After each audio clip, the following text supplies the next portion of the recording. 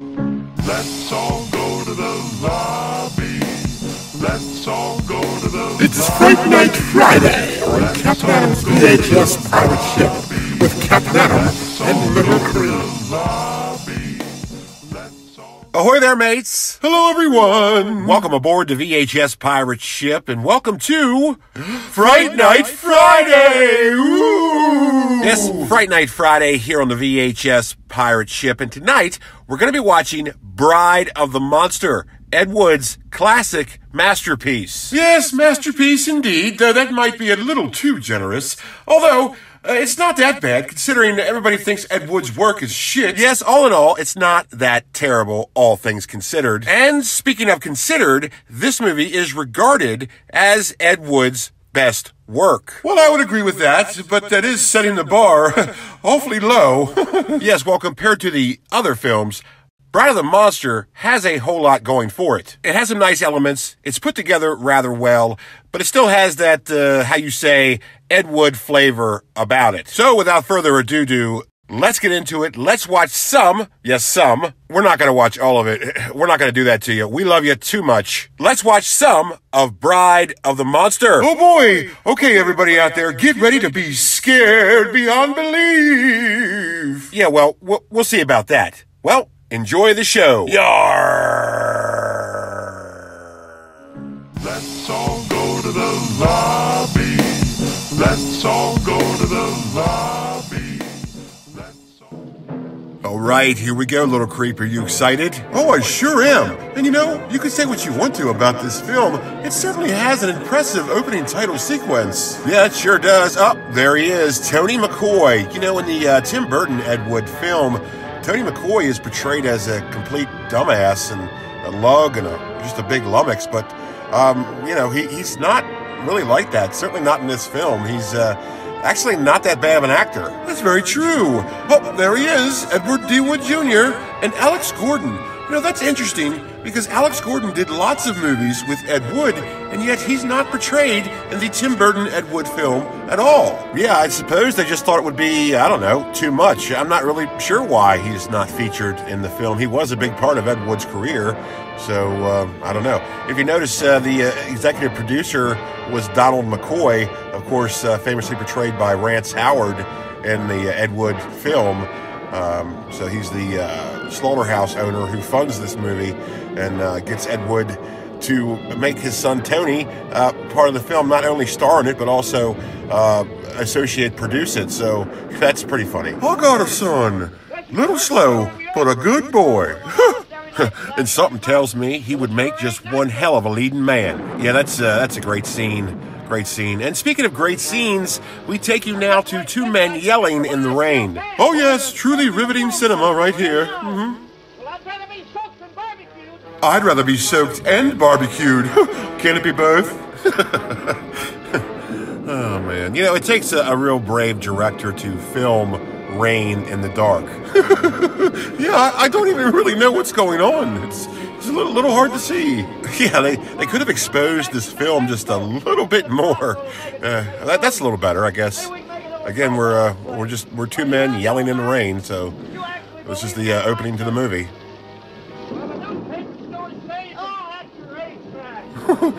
What did they say? I don't know. I couldn't make out any of that.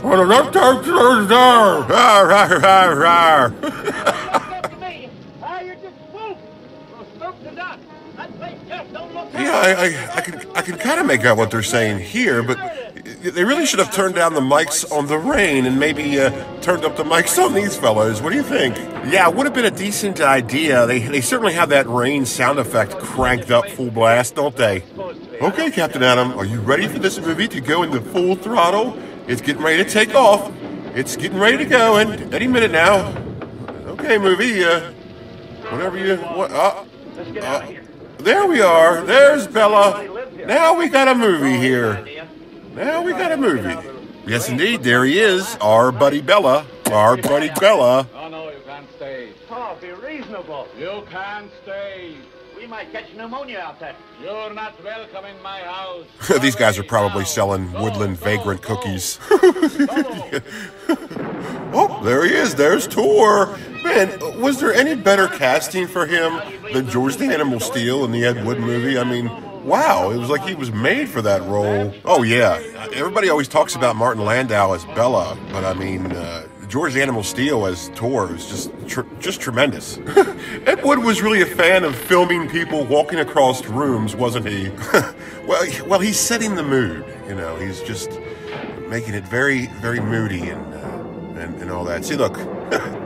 Yeah, you're right. There's more people walking across rooms. Is he wearing slacks?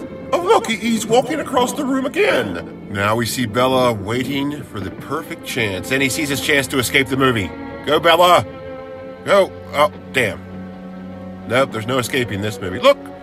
He's walking across the room! I like how this secret laboratory has a kitchenette in the background. That's pretty convenient.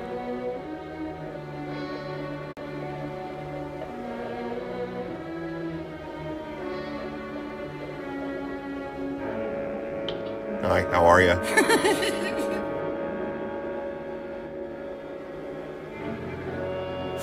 Oh, that octopus. What a stitch.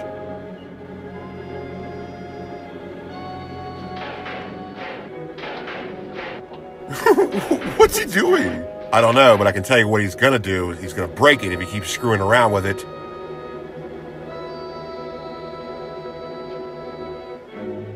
Oh, hey, look, he's walking across the room. There's the kitchenette.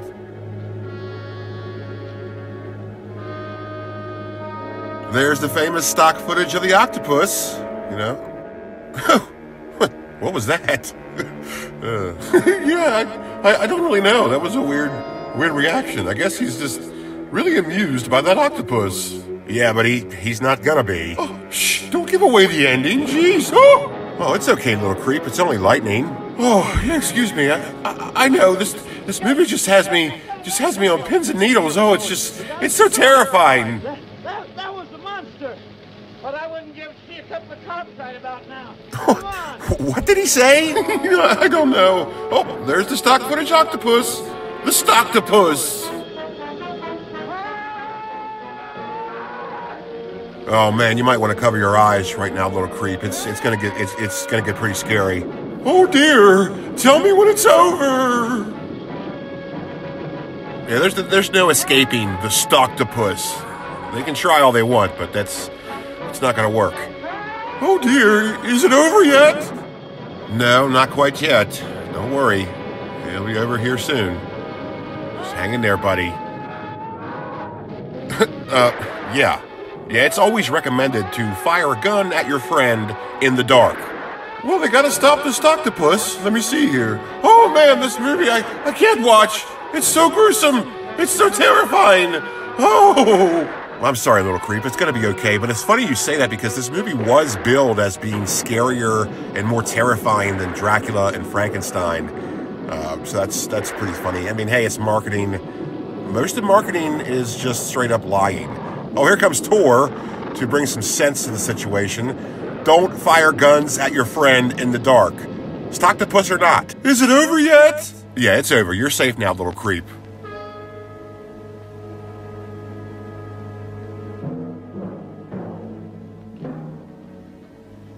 You get these straps off of me.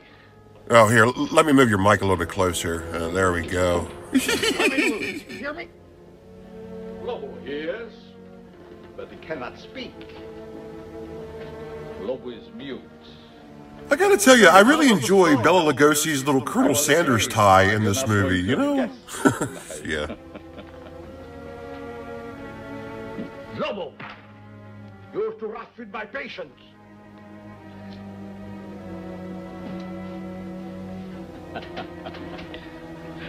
Already he tires of our humble hospitality. I said, let me out of here. At the moment, I'm afraid it is impossible. Who are you? Vornov. Dr. Eric Vornov. The name will mean little to you.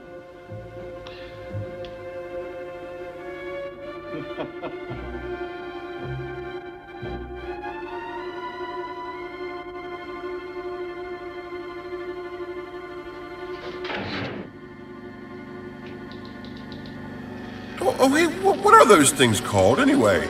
I think they're called spectrometers. I don't really know. I'm probably so far off with that guess.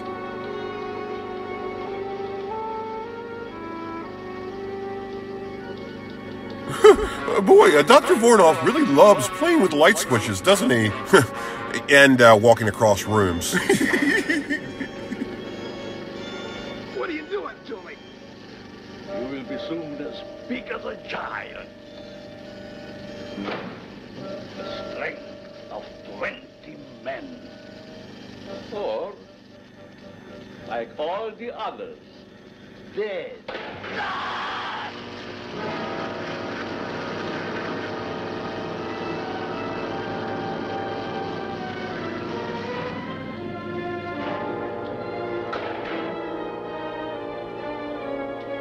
Turn off the switch.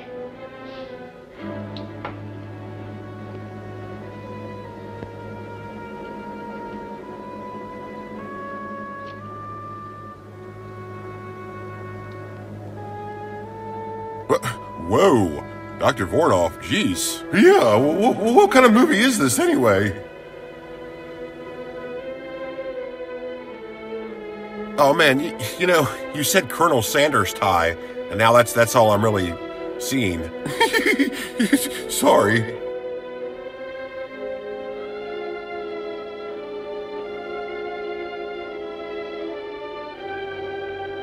Oh, walking across the room.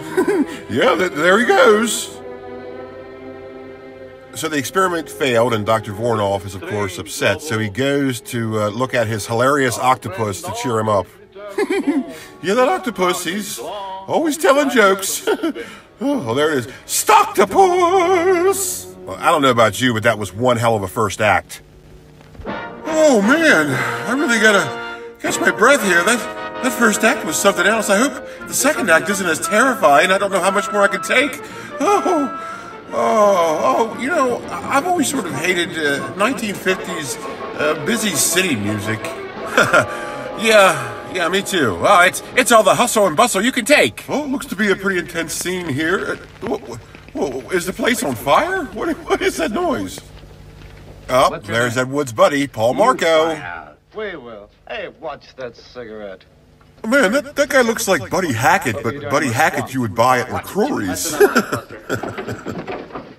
No Tanktown jail can hold me. Yeah, see? I'm busting out of the joint, see? 24 hours. That's what you... Gosh, I never realized before how much Paul Marco looks like Thomas Lennon, or rather Thomas Lennon looks like him. Let go, I said. Take that out of me. Oh man, this movie is just so intense, I just don't know what to do. It'll be okay, I promise. Just take a breath. It's gonna be okay.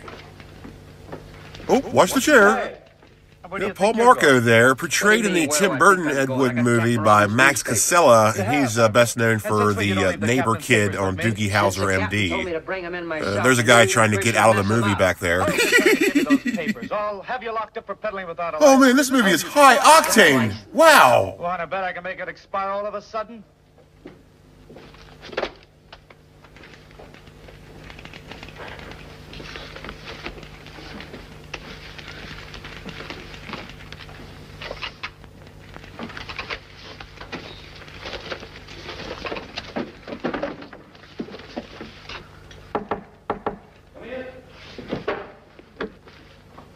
If there's one thing Ed Wood did well, was direct his actors to properly open and close doors. Your desk. Yes, sir. And Kelton, Yes, sir. I told the boy to bring the papers in himself. Yes, sir. But if you ask me... I didn't. Huh, this guy's kind of a dick. And Kelton, Yes, sir. La la la. Lieutenant Craig, In his office, I think. send him in. Yes, sir. Right away, sir.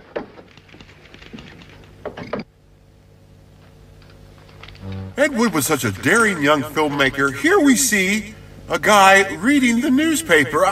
It's just such riveting cinema. I just don't know what to do with myself. I don't know whether to shit or wind my watch. Yeah, and this is a long take too. So, you know, wow, I had to get every minute of this one in. And now he's pouring a glass of water. Wow, this is Cannes Film Festival material right here. I mean, this is just daring cinema. Come in. Hi, Captain. Hello, Dick. Sit down. It's rude. Seen today's papers? There's Tony McCoy. Like you mentioned earlier, he doesn't really act like a big dummy like he does in the Tim Burton Ed Wood film. He seems to be quite a nice fellow. Yep, that's true. And the guy playing the captain is Harvey B. Dunn. Now, he's done a boatload of movies, lots of schlock, lots of straight films. But also he's done a couple of other Ed Wood films as well. Yes, he was in Night of the Ghouls and the Sinister Urge, and he was also in the Ed Wood television show that never made it past the pilot episode, by the way. Yes, an Ed Wood television show that was going to be called The Crossroads Avenger, The Adventures of the Tucson Kid. Huh, Ed Wood was going to do a television show? I didn't know that. Yeah, well, I'm about Harvey B. Done with this movie. Girlfriend does. Yeah, your girlfriend does. Yeah, you know what I'm saying? Thanks, and don't you forget it. I'm telling you, the captain isn't seeing nobody. Now, please be a good girl, Miss Lawton, and go. Man, why were brawls so pointy back then? Just look. Kelton. Yes, sir? Let her go. Just as you say, Captain. Yeah, let the dame go, see? It used to be a newspaper reporter could get information. Yeah, about see? it. Yeah, I'm a news dame, see? I get the big story, see? Dick Craig, I don't put much stock in the future success of our married life if already you're holding out secrets on me. You've been dodging me all day. Where'd you get an idea like that? You mean you haven't been dodging me? No. And all those times I called and Kelton said the line was busy, it really Those was. are some cheekbones. Old Tony Cheekbones McCoy. Yeah, I mean, he is one hell of a leading man. I mean, good-looking dude, decent actor. It's, I don't know why they portrayed him the way they did in the Tim Burton film. I guess it just made it more interesting, I suppose. Don't you now Janet me, and you can count our engagement off. Dickhead! Yes, I do. No, she doesn't. Oh, don't listen to her. She's just a crazy dame, Well, then give see? him back the ring. What? If you're throwing over the marriage, give him back the ring. Now, Chief, Captain, give him back the rock. It's the only fair thing. Yeah, he's about Harvey be done with your shit, lady. Loretta King there, of course, she's the one who famously replaced Dolores Fuller for this role in this film. Or at least that's how it's portrayed in the Tim Burton movie. I've heard you have to take that film with a grain of salt when it comes to historical accuracy, as they say. Yeah, well, I guess a little embellishment is necessary to make a decent film. But, yeah, she did supposedly replace Dolores Fuller for this role. And I think Ed Wood did a good thing there because, I don't know, Dolores Fuller was just the most wooden actress I've ever seen. Yeah, Dolores Fuller's performances are usually about as deep as a puddle, but oh well. Oh well. And if you're wondering, why we're talking over this very important bit of dialogue here, it's because it's not important whatsoever. They're yammering on back and forth about whether or not this monster is real, who killed these men. There's been 12 murders. It's just your typical mood-building stuff, and they're really not talking about anything. Yeah, it's pretty exhausting to watch this scene because they're just back and forth. Oh, there's no monster. Oh, yes, there is. Blah blah blah. Here's a gun. Those were found at the lake, but remember, they were in your own story. No human did this. So you said. Yeah, no human could rip a jacket. Well, looks like It's impossible. around here. Okay, if you boys want to play a game of secrets, there's nothing left for me to do but take a run out to Lake Marsh myself. over my dead body. That could be arranged. Wow, jeez. Yeah, this movie's harsh. Goodbye.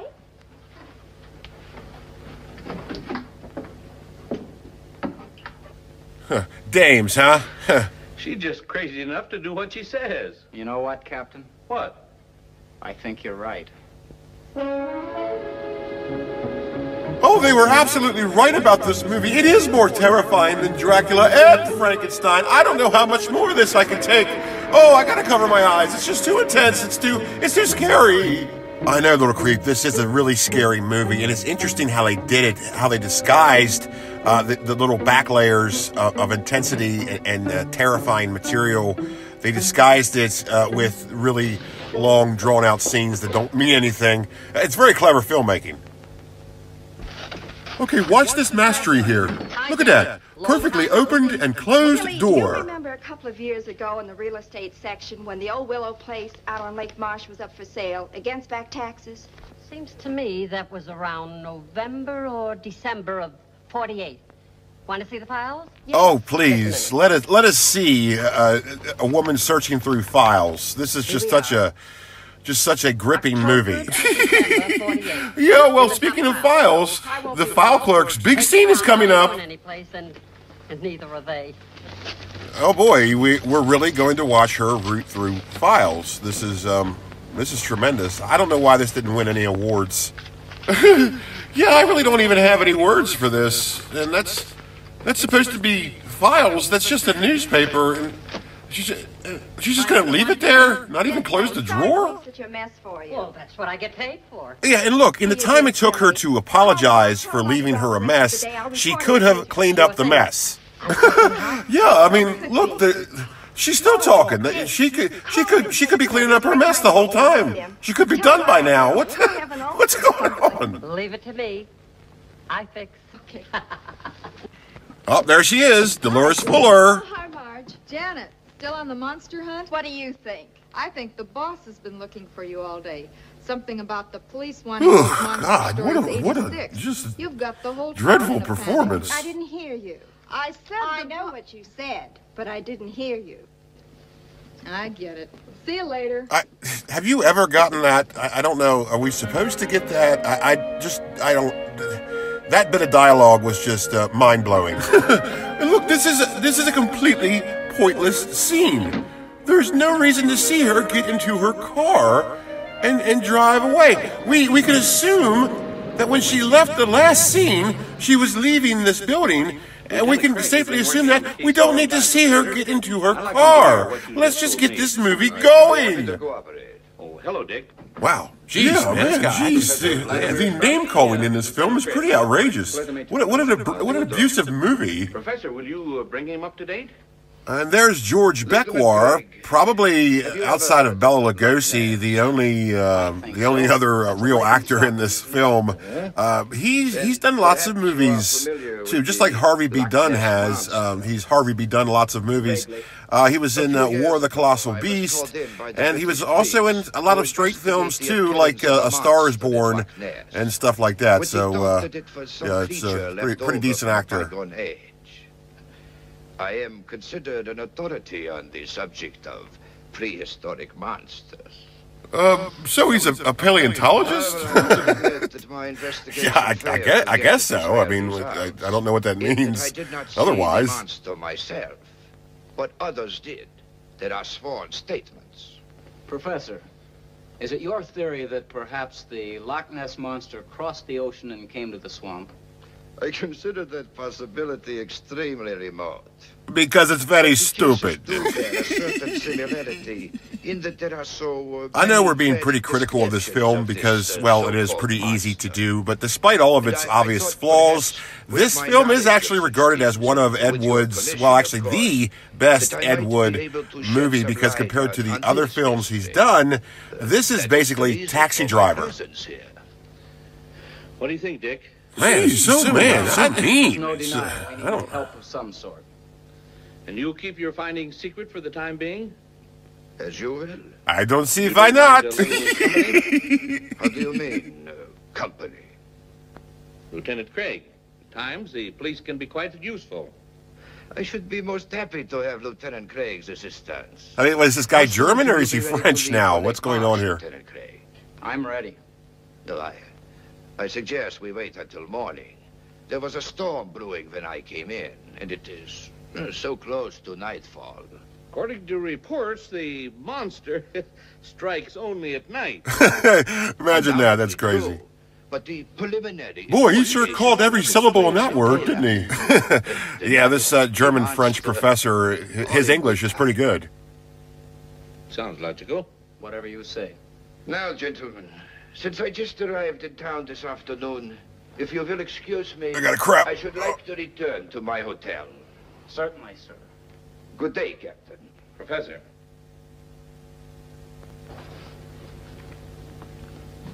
Until morning, Lieutenant Craig. I'll be here.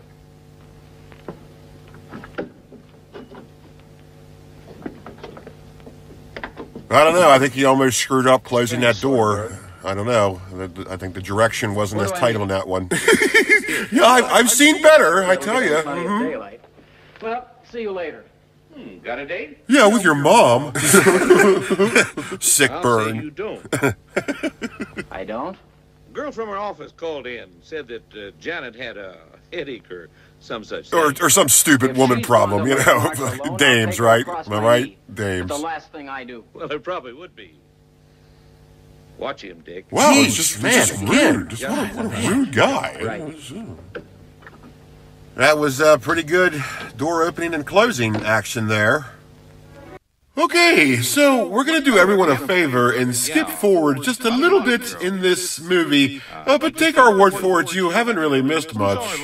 No, you really haven't. Just know that Janet Lawton there, portrayed by Loretta King, being the nosy dame she is, went to go check out the old Willow's place and got captured. So that is where we are right now, and apparently it's tea time, and yeah, so they're getting ready to enjoy some tea together. I'm sure it's not going to be awkward at all. Dr. Vornoff, a very good host, to say the least, and there's Lobo there, portrayed by Tor Johnson. He's got a thing for Loretta King, or Janet Lawton, and her pointy bra. It's interesting to note here that Tor Johnson, being a professional wrestler, probably preferred that Bella really laid in those whip shots, because that's what he was primarily used to working with. You know, reality is all the better. So he probably said, "Go ahead, sink them in, Bella. I can take it." That is all. Now come, my dear. Some cream or sugar? You didn't have your breakfast yet. God, you know, call me a perv if you want to. I cannot stop looking at that bra. Look how pointy it is. It's like the graphics from the original Tomb Raider game. Lobo brought you here. Yeah, you know, I do have to agree with you on that. It is a little distracting. And I am trying to pay attention to this supreme plot we have going on, and just the real superb mood building that's happening, and you know, it's just a real good movie. Once again, I'm reminded of Dr. Vornoff's Colonel Sanders tie. So yeah, this movie's all about Colonel Sanders ties and pointy boobies. You are a newspaper reporter, huh? Yes. My name seems to mean much to you. Well, actually, it wasn't your name I was interested in. Yeah, see, I'm here to get the scoop. See, I'm here to get the skinny on the what down, on the yeah, see, I'm here to get the story, see? Your name was there as a purchaser. No, man, you know, I'm getting so scared of this movie. It's such a terrifying experience. I just don't know how to take it anymore. I don't know if I can take it anymore, Captain Adam. I'm just so scared. Ooh. Okay, little creep, it's going to be all right. I'm going to skip forward a little bit. And, man, look at that pointy bra. I'm sorry, I just can't see anything else but those protruding... just absolutely right angles of that bra. It looks like it's dangerous. But anyways, yeah, let's skip forward a little bit. We're not really missing much here. So yeah, hang on one second. Oh, thank you. I don't know how much more of it I could have taken. Thank you very much. Okay, so here we see Professor Strausen, the French-German professor, portrayed by George Beckwar. He has been on the trail of Dr. Vornoff for some time now, so he has found his way to the old Willow place in search of his quarry. So here we see him prowling around, you know, property that isn't his. So really he's trespassing and unlawful entry and all this. So all this is totally his fault. But that's neither here nor there. So yeah, here we see him just marauding around a house that's not his. And, oh, here we go. Oh yes. Oh yes. That is how you open a door. That is just brilliant directing. A brilliant performance by George Beckwar there. Let's see him how he closes it. Oh my God, how smooth!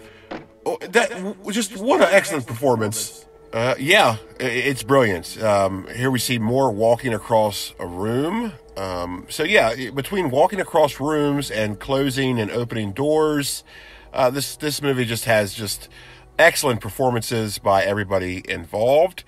So yeah, oh, here comes Lobo. Down a staircase that doesn't really seem to lead anywhere, because if you notice, when they open the front door, there's nothing there. So I don't know where that staircase leads, but yeah, here we see Lobo on the trail of Professor Strausen. Professor Strausen just kind of lurking about. You know, I bet it really stinks in there. It probably smells like mothballs and stuff. Oh, here we go. This is one of the best performances in this movie, all joking aside. So let's check it out. Voronov, it is you. You can see. In Paris, I missed you by a month. In London, a week. At Loch Ness, by only 1 day. The monster of Lake Marsh sounded again like you. Why that sudden interest in me, Professor Strauski? Your experiments in atomic energy, of course. So my dear country now believes in my work, and that it can be a success. Our government wants you to return, Voronov, to continue your research and experiments there, where you can have everything at your disposal. Why do you laugh? Surely this is not a laughing matter. My dear Professor Strauski, 20 years ago, I was banned from my homeland, parted from my wife and son, never to see them again. Why? Because I suggested to use the atom elements for producing super beings. Beings of unthinkable strength and size. I was classed as a madman, a charlatan, outlawed in a world of science which previously honored me as a genius. Now, here in this forsaken jungle hell, I have proven that I am all right. Now, Professor Strauski, it is no laughing matter. Yes. Yes, indeed, it was a tragic error. But as soon as I learned how correct your findings were, always have been, I informed those in authority. Voronov, I have searched for you everywhere. Everywhere I hear stories of monsters. Now I am here, sent to bring you home. Home?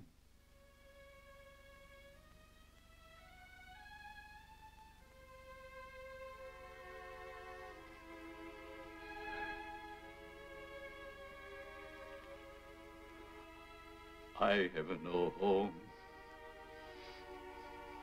Hunted, despised,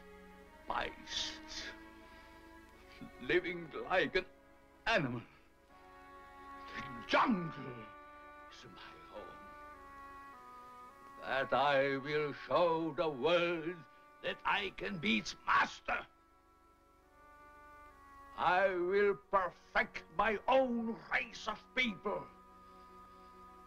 A race of atomic supermen which will conquer the world. Yes. Yes, of course. A truly great master race, such as I convinced my superiors only you could create. One with which our government can rule the world without debate. You misunderstand me, Strauski. I don't intend to return home. My plans are for myself. Are you mad, Voronov? One is always considered mad. You want to discover something that others cannot grasp.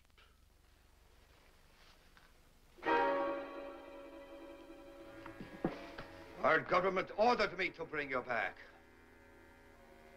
I'm afraid you will find it rather difficult.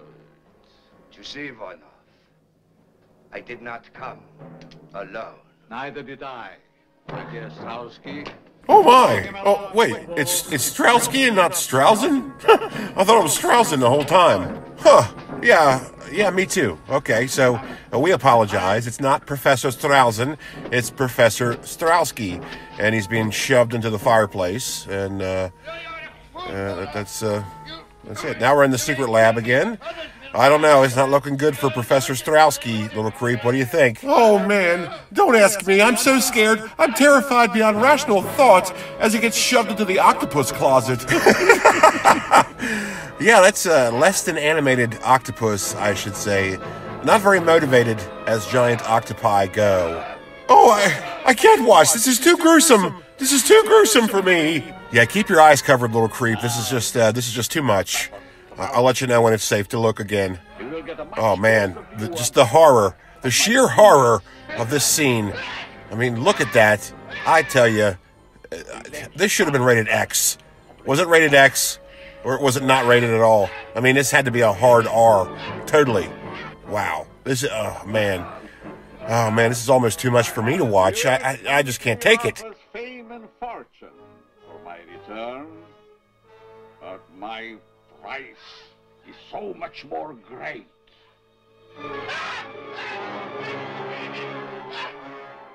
You will disappear, Professor Strowski, just as all the others have disappeared. Yeah, he's going to become octopus poopy. Gross. Oh, more walking across the room. Look at him go.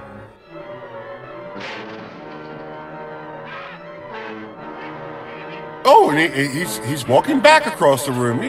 Did they really have to keep this take in? Did we need to see that? Oh, look at that. The brutality of it all. I mean, wow, this is just, yeah, so. Anyways, here we go. We're driving through the swamp. So apparently they didn't have wheel wells in cars back then. I don't know what's going on there, but so yes, here's Lieutenant Dick Craig. He's now looking for not only his girlfriend, which is Loretta King, who is Janet Lawton. Now he's also looking for Professor Strowski, who have both disappeared at the old Willow's place. So here we are. Yeah, I mean, look at him. He just looks like a leading man. They were really spot on with that. He is dynamite in this role. I'm sorry, I disagree with any naysayer out there who thinks that he wasn't right for this part. But I really think it is. Yes, by all means, let's get a take of him putting his coat on. That's very important to the plot. Let's skip ahead a little bit, okay? All right, so to the surprise of absolutely no one, Lieutenant Craig has been captured, and now here he is in the kitchenette of Dr. Vornoff. And, of course, there's Janet Lawton strapped to the table, getting ready to have the weird experiment done upon her to make her into a monster, atomic superhuman. I hope so, yeah, that's pretty much what it is. Yes, this is the penultimate to any monster movie finale. So it follows a lot of formulas here. Arguable whether or not it set the standard for those said formulas. Yes, and this actually is a pretty awesome climax to such a, let's just say, remarkable film. So we're gonna just we're just gonna shut up and let you enjoy it in its entirety. So yeah, have at it.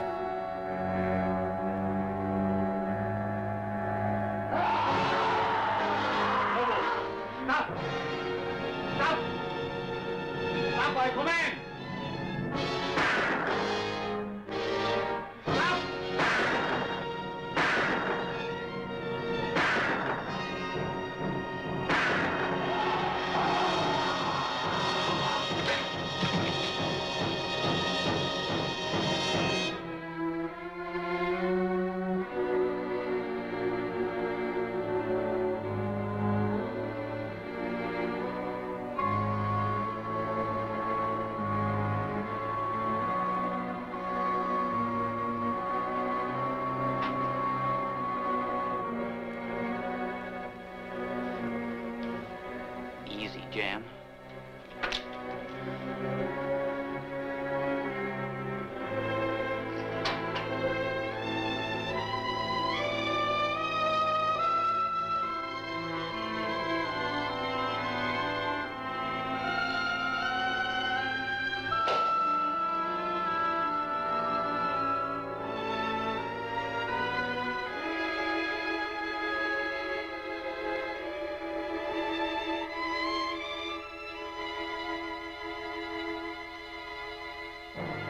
Jan, get me the gun.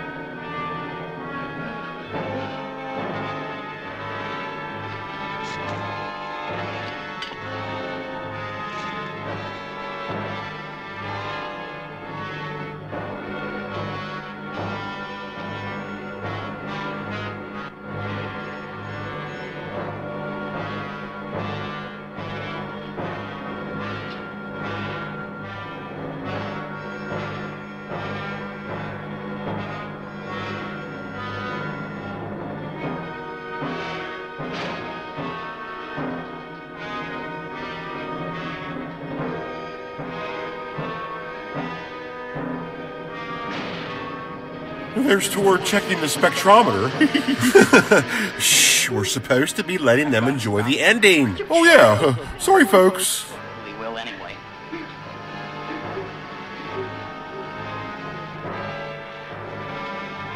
Stay here. Turn that thing off.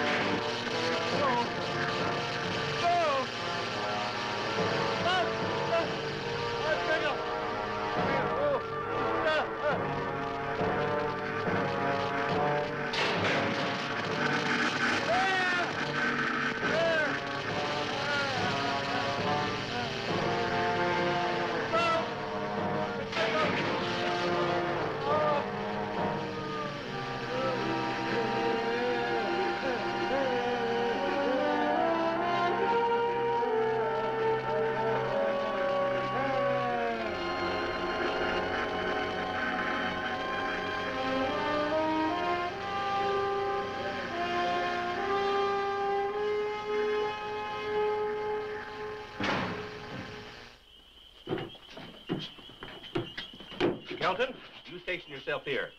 You men surround the house. Martin, you come with me. All right, Captain. Ready? Right.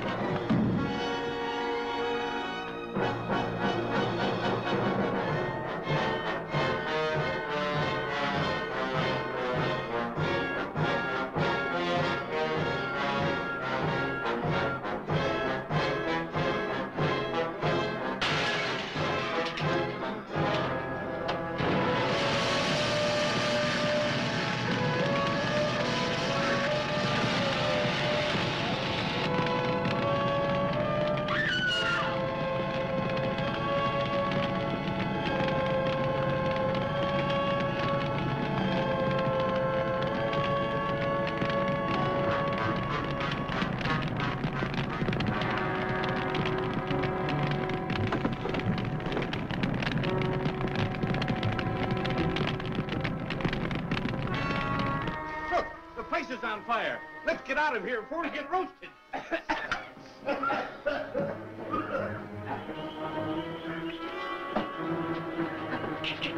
Captain, look!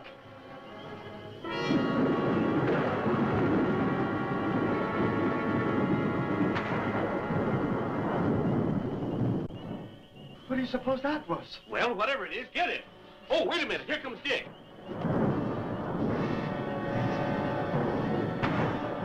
He got Jan. Get him. Oh. No, don't shoot. Might hit Jan. Let's go.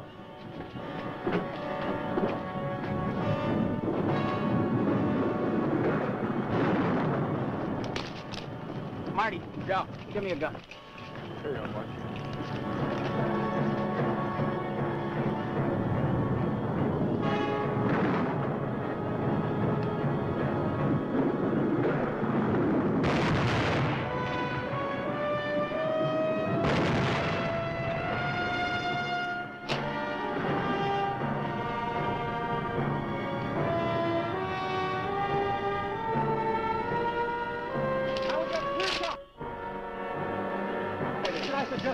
No!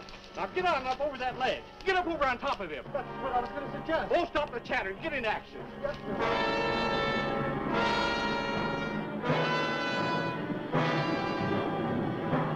Now he's clear. Give it to him.